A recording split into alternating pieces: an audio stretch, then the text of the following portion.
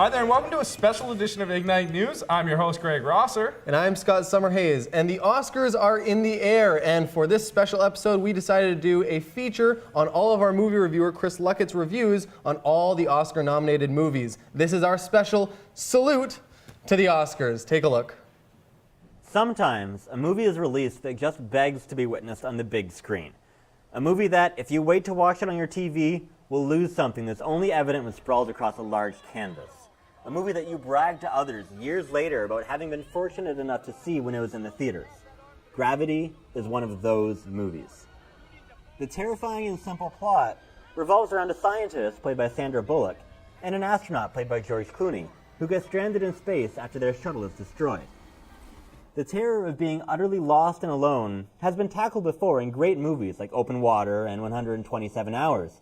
But that fear is massively elevated with the prospect of being alone in space, with nowhere to go, no way to get back to Earth, and a dwindling oxygen supply. From the very opening shot, which lasts an incredible 17 minutes, Gravity employs revolutionary new technology to create pure weightlessness, and then throws every type of special effect it can at you for 90 minutes. It blends all of them so seamlessly, you'll be trying to figure out how parts of it were done long after the credits have rolled. The sheer size and scope of space is so unfathomable, no movie has ever truly captured it. Some films, like 2001: A Space Odyssey, have come very close, but none achieved what Gravity does. When you're watching it, you feel like you're in space. And if you have the chance, see it in IMAX 3D. This is the type of visual spectacle that demands to be seen on the largest screen possible. People talk reverently about when they saw visual masterpieces like Star Wars, Jurassic Park, Titanic, or Avatar on the big screen. In a decade's time, people will be saying the same things about Gravity. Gravity gets 5 stars out of 5. For Ignite Entertainment, I'm Chris Luckett.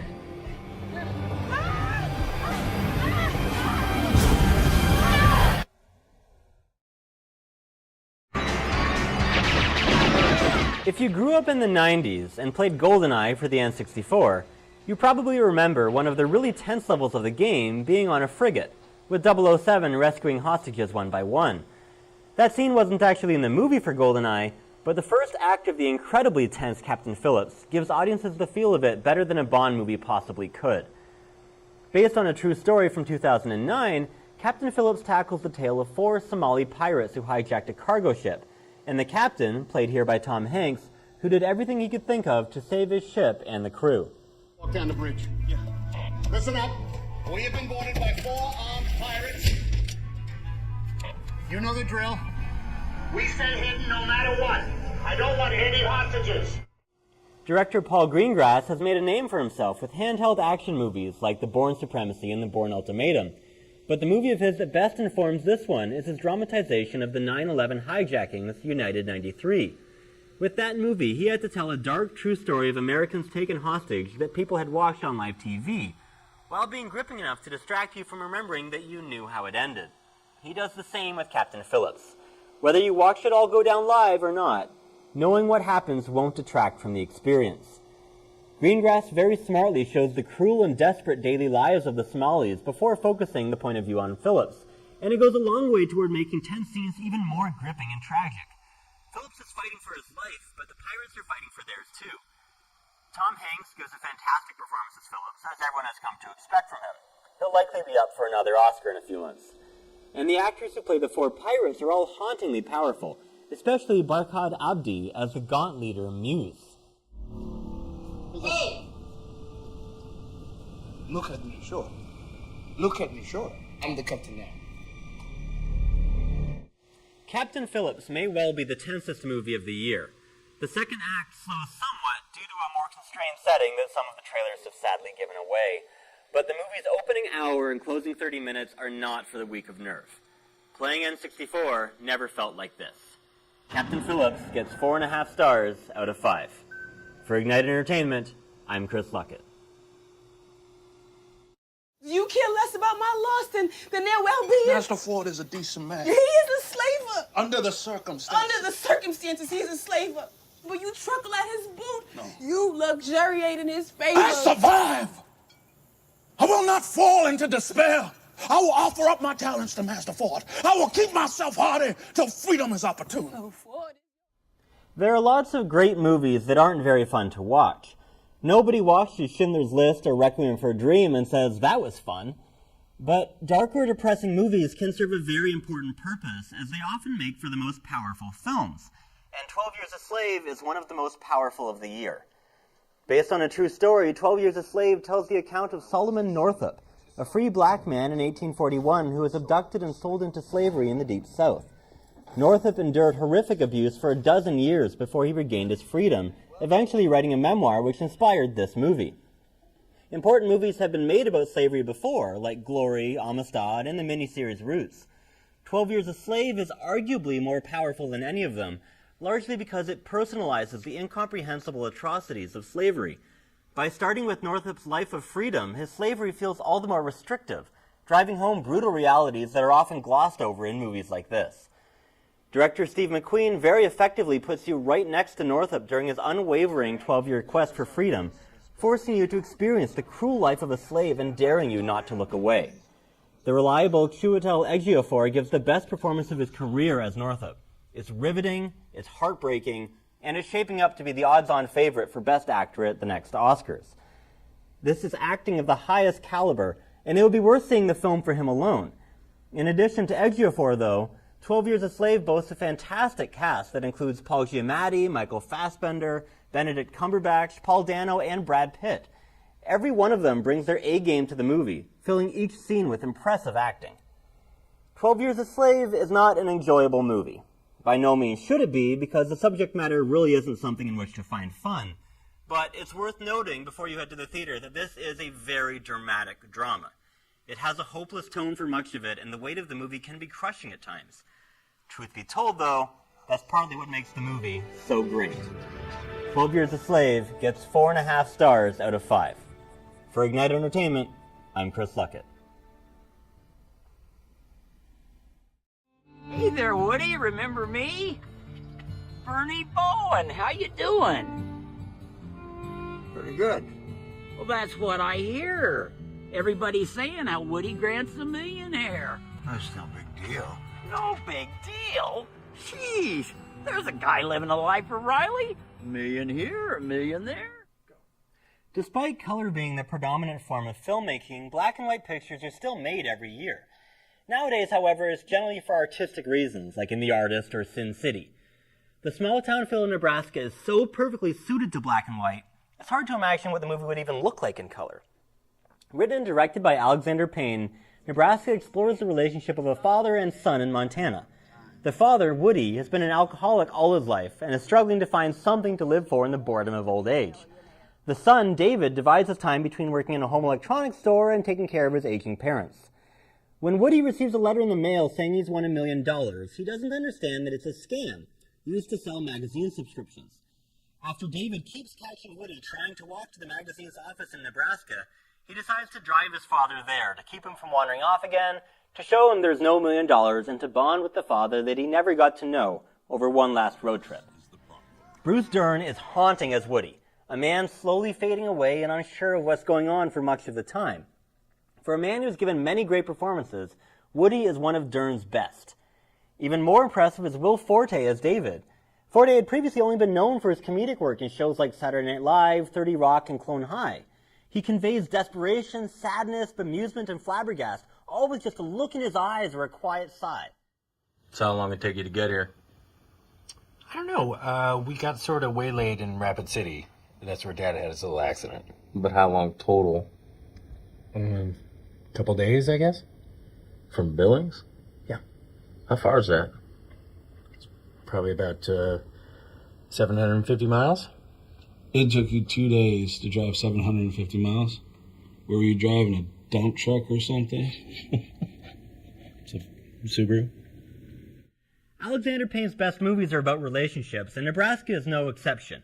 It can be seen as a road trip movie, as a last hurrah movie, or as a dysfunctional family movie, and it is all of those things. But it's more than just those pieces. It captures the feel of small-town living and relationships therein in a way that recent movies like August Osage County just weren't able to. Part of that is the black and white look of the film, part is the acting, and part is the writing and directing. But the true power of Nebraska lies in the sum of those parts. Nebraska gets 4 stars out of 5. For Ignite Entertainment, I'm Chris Luckett.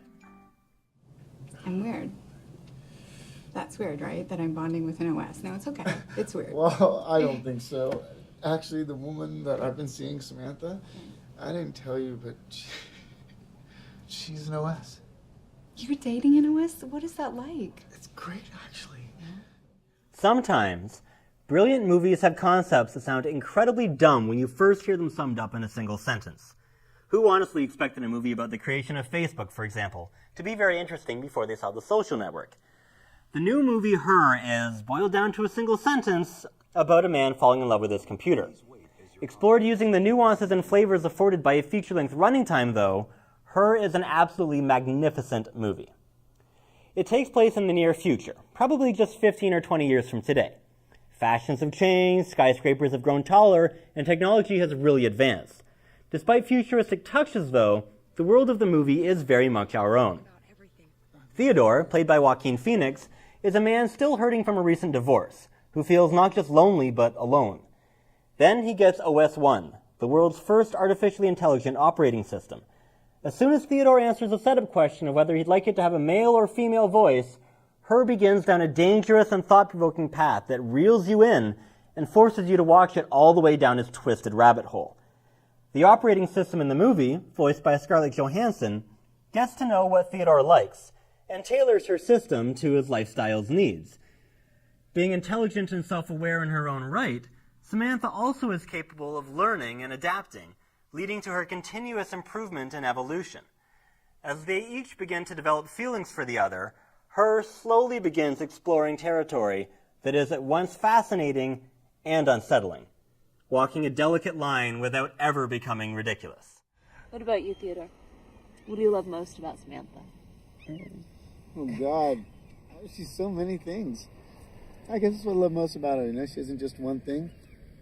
She's so much larger than that. Thanks, Theodore. See, Samantha, he is so much more evolved than I am. Her touches on every emotion that a movie really can. It's funny, it's worrisome, it's sad, it's joyous, it's infuriating, it's heartwarming, and it's disturbing. Often it's several at once.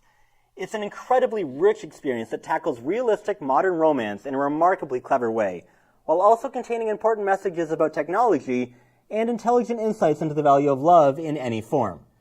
Told over a 2-second sentence, Her sounds pretty dumb. Told over a 2-hour story, it's one of the very best films of 2013. Her gets 5 stars out of 5. For Ignite Entertainment, I'm Chris Luckett. That was a really interesting look at some of the nominations, Scott. So let's continue with our Ignite News salute to the Oscars. Mr. Woodruff, you've tested positive for HIV. Have you ever used intravenous drugs? Have you ever engaged in homosexual conduct? Homo. You say homo? You made a mistake, because that ain't me. Mr. Woodruff, we estimate you have 30 days left. Matthew McConaughey doesn't get enough credit. Yes, he's done his share of stinkers like Sahara, but he's also done gems like A Time to Kill and Contact. Over the last few years, McConaughey has refocused himself and delivered strong performances in The Lincoln Lawyer, Bernie, Magic Mike, and Mud. His acting in Dallas Buyers Club is the apex of his career so far. Set in 1985, when misinformation about AIDS polluted the national conversation and most associated it purely with gay people, Dallas Buyers Club centers on a volatile, vulgar, homophobic Texan named Ron Woodruff, who is diagnosed with HIV and given 30 days to live. Woodruff finds experimental drugs in Mexico that help him, but that aren't approved by the FDA, so he begins smuggling them over the border. He reluctantly teams up with Rayon, a transgender drug addict, to help him distribute the medicine to AIDS sufferers. To get around the legal restrictions of selling unapproved drugs in the U.S., Woodruff charges people to join what he dubs Dallas Buyers Club, which then gives them free access to all of his drugs. His ensuing and escalating battle with the FDA and the U.S. government echoes his battle with AIDS. Both last far longer than anyone expected, but the outcome to both is ultimately inevitable. McConaughey shed nearly 50 pounds to play Woodruff, and he learned to carry his gaunt body completely differently. He's given great performances before, but nothing was even in the same league as his work here. Leto is also absolutely brilliant. He stayed in character for 25 days of filming, and he completely disappears in Rayon. Whether you know Jared Leto from TV, movies, or his band 30 Seconds to Mars, there's virtually no recognizing him in Rayon, even when all the makeup and the outfits are stripped away. Just promise me you'll show up for the rest of the trial. I promise you that I will try my very best. I want you to mean it.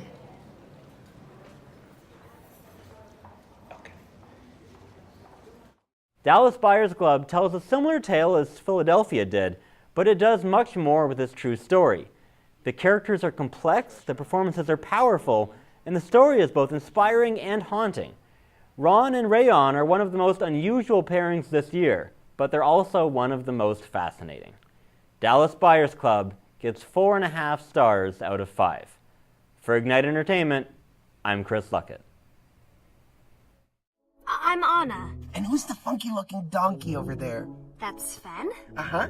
And who's the reindeer? Sven? Oh, okay. Make things easier for me.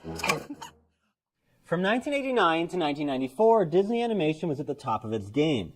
Starting with The Little Mermaid and continuing through Beauty and the Beast, Aladdin, and The Lion King, Disney found critical and commercial success that rivaled anything they'd earned before. The arrival of Pixar in 1995 knocked Disney off their throne, which they've only recently reclaimed with Tangled and Wreck-It Ralph. Frozen, though, is the best animated movie Disney themselves have made in almost 20 years. Based on Hans Christian Andersen's The Snow Queen, Frozen tells the tale of two princess sisters, Elsa and Anna. Elsa was born with a Midas touch of ice, and when she and Anna are playing one day, Elsa nearly kills Anna. After that accident, Elsa stays in her room for a decade until her coronation day. Her powers are kept secret from the entire kingdom of Arendelle, including from Anna, who lost the memories of them. At the coronation ceremony, Elsa loses control of her powers and sends Arendelle into an eternal winter. Elsa flees and secludes herself in a faraway ice castle. Anna ventures after her to convince her to thaw the land out. Now, Frozen represents a near-perfect fusion of modern Disney and early 90s Disney. It covers similar territory to Tangled, but brings back the theatrical musical numbers that were once a staple of animated Disney fare. The songs are insanely catchy and grandly operatic, recalling classics like Part of Your World and Can You Feel the Love Tonight. And the cast of Kristen Bell, Idina Menzel, Josh Gad, and Jonathan Groff are magnificent. For the first time in forever, there'll be music, there'll be light. For the first time in forever, I'll be dancing through the night. As great as the songs are, they're almost all in the first 45 minutes. The movie loses a little of its magic in the second half simply because the characters stop breaking into song. As well, at just 90 minutes, Frozen is a little too lean for its own good. An extra 20 minutes in the third act would have made for an even more powerful movie with a stronger ending.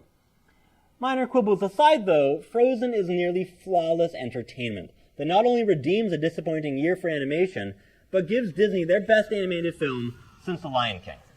If this is the future of Disney, Pixar may soon lose their crown. Frozen gets 4.5 stars out of 5. For Ignite Entertainment, I'm Chris Luckett. Hey, look, I'm happy for the gig, but who wrote this? I did. Okay. After nearly 30 years of making movies, from the goofily comedic Raising Arizona to the Oscar-courting Fargo, the Coen brothers have attained a rare status nowadays. Directors the general public pays attention for. Coen brothers movies aren't released, they arrive. Inside Llewyn Davis, the brothers' 18 film centers itself on the folk singers of Greenwich Village in 1961. The titular character, played by Oscar Isaac, is one such artist.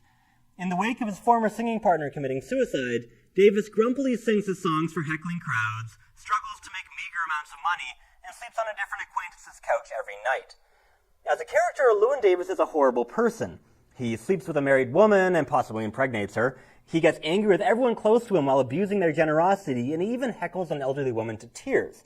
Isaac has such a curmudgeonly charm, though, that it elevates the character. Davis is his own worst enemy, but Isaac still makes you feel bad for him. I'm getting my silver tone. You get to play it if and only if you sing. Right, yeah, okay. I can tell this is one of those things where I keep saying no and you think I'm just asking you to beg more. Yeah, that's right. Hey, well, look, I'm not a trained poodle. I thought singing was a joyous expression of the soul.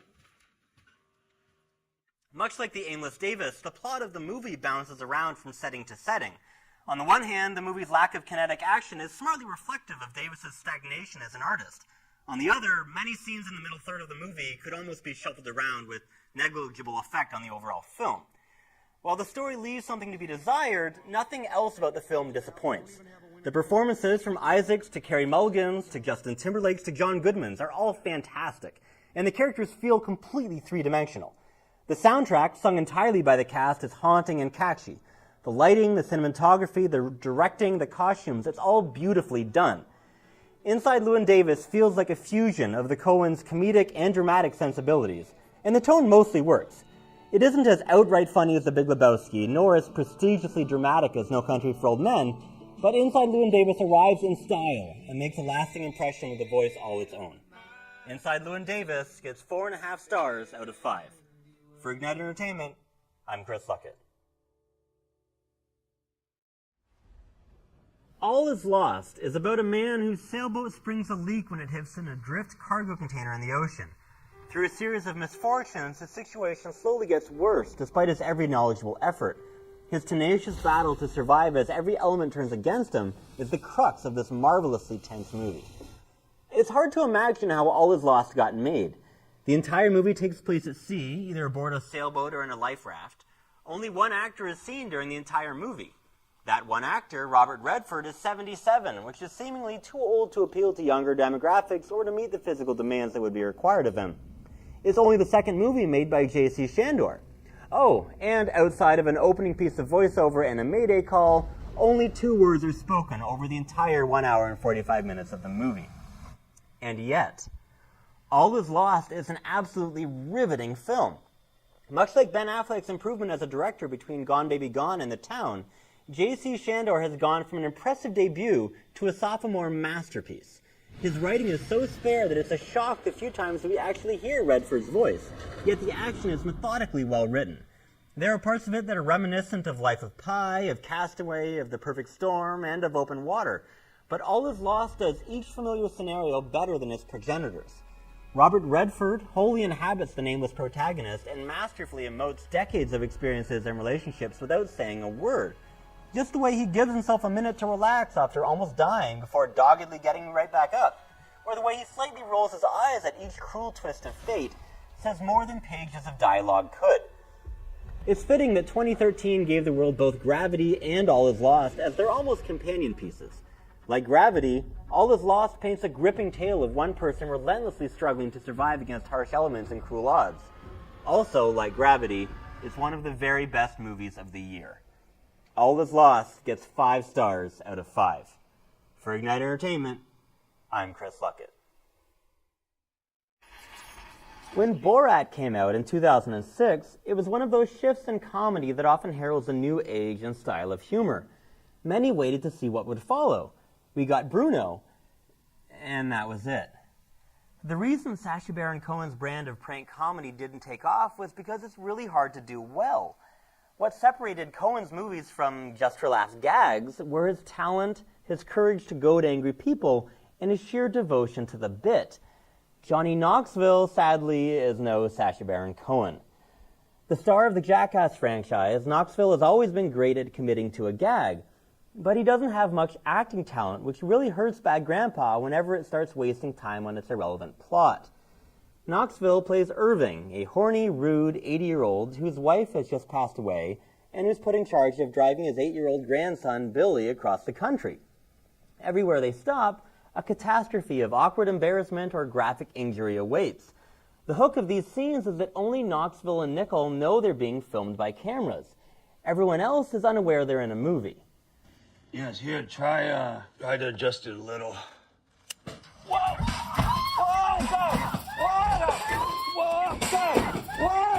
What? Stop! Well, stop! Oh my God! What are you trying to do to me? The prank scenes provide all the laughs of the movie, although far fewer than you'd expect considering it's from the guy who brought you Jackass. Many scenes just don't go far enough, with Knoxville seemingly afraid to push his victims too far. The biggest problems, though, are the scenes connecting all the pranks, where Irving and Billy waste time bonding. Watching the prank scenes, you have a tacit understanding with the movie to enjoy knowing that Irving is really Knoxville while the others on screen don't. Once it's just him and Billy, though, Knoxville never drops the act, which eventually feels like an insulting betrayal of that agreement between movie and viewer. Should I get a basket? No, we ain't gonna need one. Oh. They won't notice a thing. That's how it looks most of the time anyway. Come on. Bad Grandpa wants to function both as a Borat-style prank movie and as an immature road trip comedy, but it can't have it both ways, and it doesn't commit enough to either one. The bonding scenes seem like a prank on the audience, and the prank scenes are too few and too mild. If this was all Johnny Knoxville had in him, he should have just done Jackass 4. Bad Grandpa gets 2 stars out of 5. For Ignite Entertainment, I'm Chris Luckett.